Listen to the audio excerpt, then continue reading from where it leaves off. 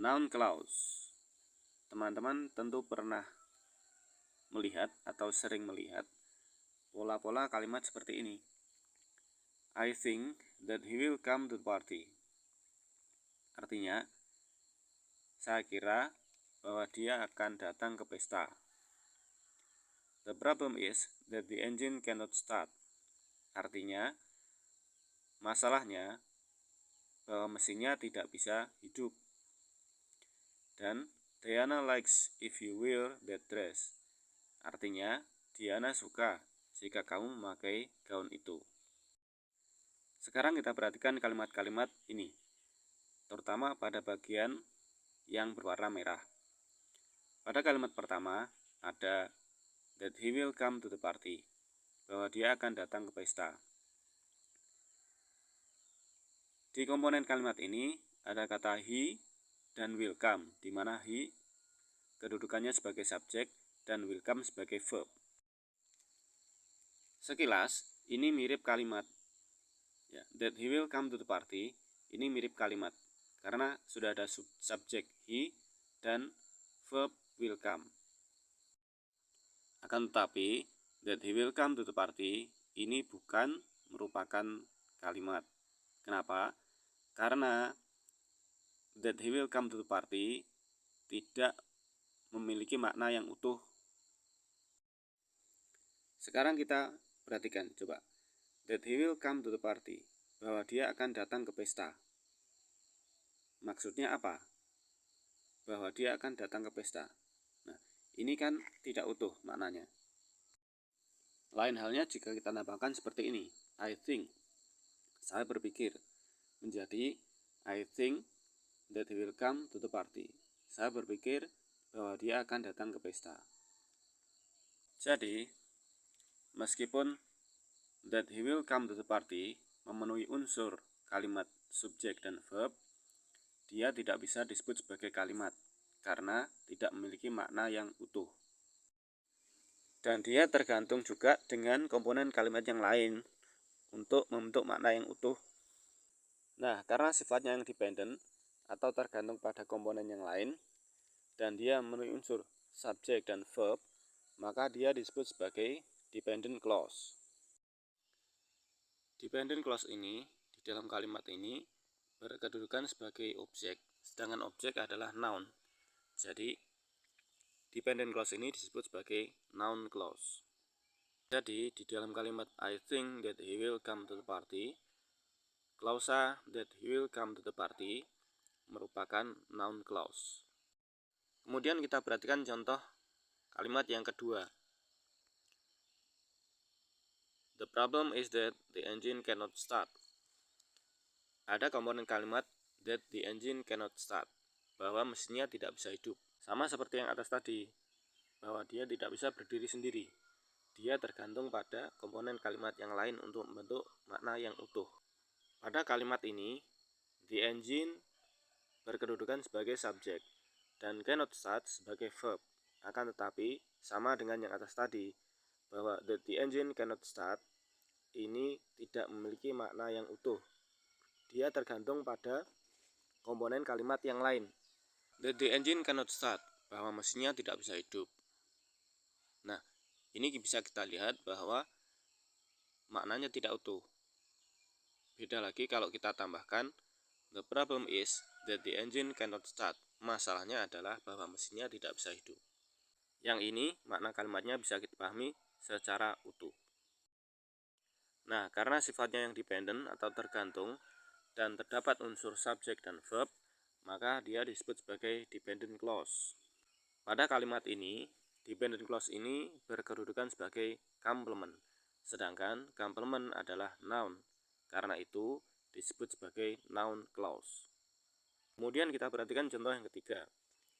Diana likes if you wear that dress. Diana suka jika kamu memakai gaun itu. Pada kalimat ini terdapat komponen if you wear that dress, di mana you bertindak sebagai subjek dan wear sebagai verb. Akan tetapi, if you wear that dress tidak membentuk makna yang utuh. Artinya akan begini. Jika kamu memakai gaun itu. Maksudnya apa? Maknanya jadi tidak jelas kan? Lain halnya jika ditambah Diana likes if you wear that dress. Artinya jadi Diana suka jika kamu memakai gaun itu. Yang ini makna kalimatnya bisa kita pahami secara utuh.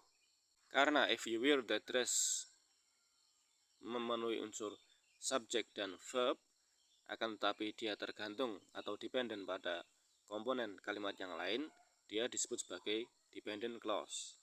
Dan karena fungsinya di sini sebagai objek dan objek adalah noun, dia disebut noun clause. Jadi, that he will come to the party, that the engine cannot start, dan if you wear that dress, semuanya adalah noun clause. Di mana noun clause adalah klausa dependent dari sebuah kalimat yang berfungsi sebagai noun. Noun clause dapat duduk sebagai subjek, object of verb, object of preposition, dan complement dalam sebuah kalimat. Sekarang kita perhatikan contoh noun clause yang berkedudukan sebagai subjek. Ada kalimat what you say is right. Apa yang kamu katakan benar. Pada kalimat pertama, what you say berkedudukan sebagai subjek. Kemudian di kalimat kedua, ada kalimat what she cooked was delicious. Apa yang dia masak itu lezat. What she cooked di sini berkedudukan sebagai subjek. Kemudian di kalimat ketiga, the person whom I like has long hair. Orang yang saya suka punya rambut yang panjang. The person whom I like adalah subjek di kalimat ini. Sekarang kita perhatikan contoh noun clause yang lain, di mana noun clause berkedudukan sebagai object of verb. Nah, ada kalimat the teacher is telling what the student should do. Artinya, guru itu sedang mengatakan apa yang murid itu harus lakukan. Pada kalimat ini, ada kata tell is telling sebagai verb yang artinya mengatakan, dan what the student should do merupakan objek dari kata tell. Karena kata tell mengatakan itu tidak bisa berdiri sendiri, dia memerlukan objek. Mengatakan apa? Mengatakan what the student should do, apa yang murid harus lakukan. Kemudian pada kalimat yang kedua, I imagine what the woman said. Saya membayangkan apa yang wanita itu katakan. Ada verb imagine yang artinya membayangkan. Sama, membayangkan itu juga membutuhkan objek. Membayangkan apa? Membayangkan what the woman said. Jadi what the woman said di sini merupakan objek dari verb imagine. Di kalimat ketiga, no one knew why he got an accident. Tak seorang pun tahu mengapa dia kecelakaan. Ada verb knew yang artinya mengetahui. Mengetahui apa? Mengetahui why he got an accident. Kita lihat lagi contoh yang lain, di mana noun clause berkedudukan sebagai object of preposition. Jika tadi object of verb, sekarang object of preposition. Ada kalimat Mira is talking about what the teacher said.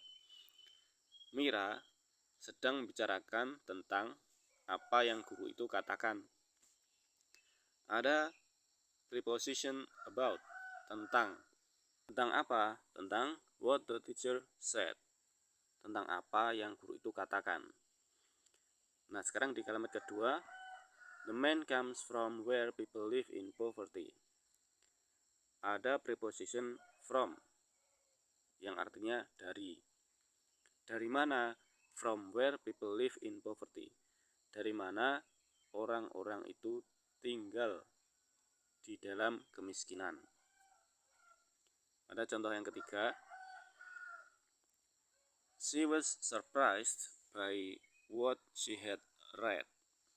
Dia terkejut dengan apa yang sudah dia baca. Ada preposition by. Dengan. Dengan apa? Dengan what she had read, dengan apa yang dia sudah baca. Sekarang beranjak ke contoh yang lain, di mana noun clause berkedudukan sebagai complement.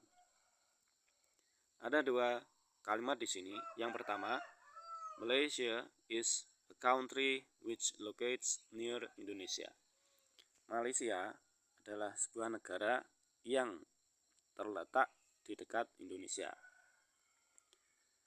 Di sini, a country which locates near Indonesia merupakan complement atau pelengkap. Complement atau pelengkap dari verb is. Karena tidak mungkin kan kalimatnya hanya Malaysia is. Jadi harus ada complementnya. Complementnya apa? Malaysia is a country which locates near Indonesia. Pada kalimat kedua, they are the people who just left our house. Are sebagai verb dan dia memerlukan complement. Complementnya adalah the people who just left our house. Orang-orang yang baru saja meninggalkan rumah kita. Penjelasan tentang kalimat akan saya sampaikan di video yang lain. Terima kasih sudah menonton, dan jangan lupa tekan subscribe dan tekan loncengnya. Thank you.